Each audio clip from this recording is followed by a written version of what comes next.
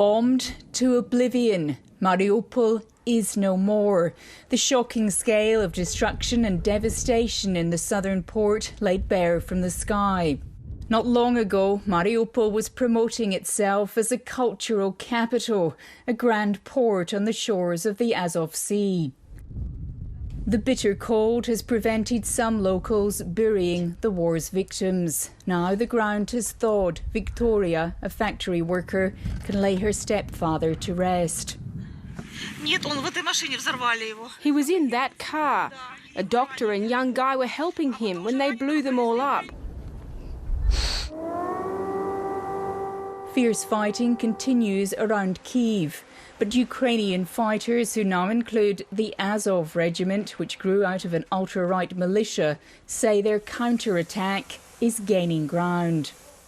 Russian fighters are demotivated. They didn't expect it that Ukraine will stand and that Ukraine will fight. In the month since the war began, NATO estimates that Russia has lost up to 15,000 troops. To put that in perspective, that's the same number they lost in their war in Afghanistan.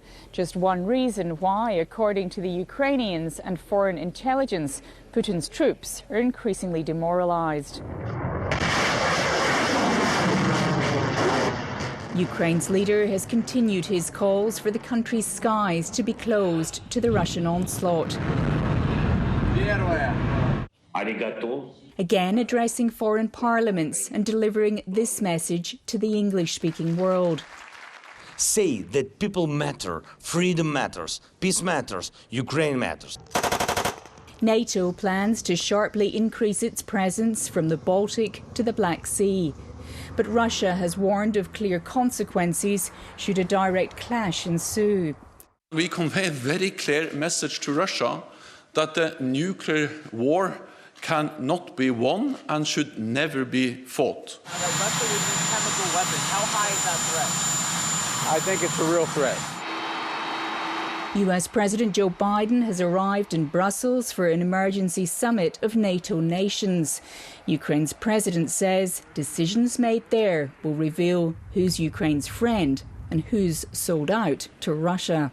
Barbara Miller, ABC News, Lviv.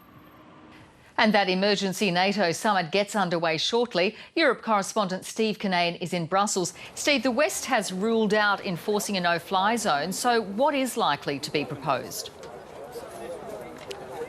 Well, Juanita, we've heard in Barb's story there that Poland is actually proposing a peacekeeping force. We know, though, that the US has rejected that. What there is unity is over, though, is this deployment of 4 battle groups to NATO's eastern flank, specifically in 4 countries, Bulgaria, Hungary, Slovakia and Romania.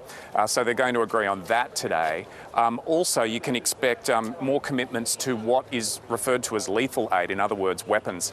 In the lead up to this NATO summit, the UK said they were going to double the amount of anti-tank weapons that they would give to Ukraine.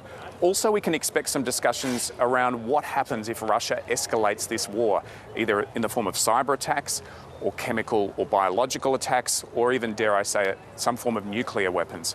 That will be on the table today. And we need to bear in mind this is just one meeting today. There's the NATO summit, there's the G7, there's also the 27 EU leaders are going to meet with President Biden.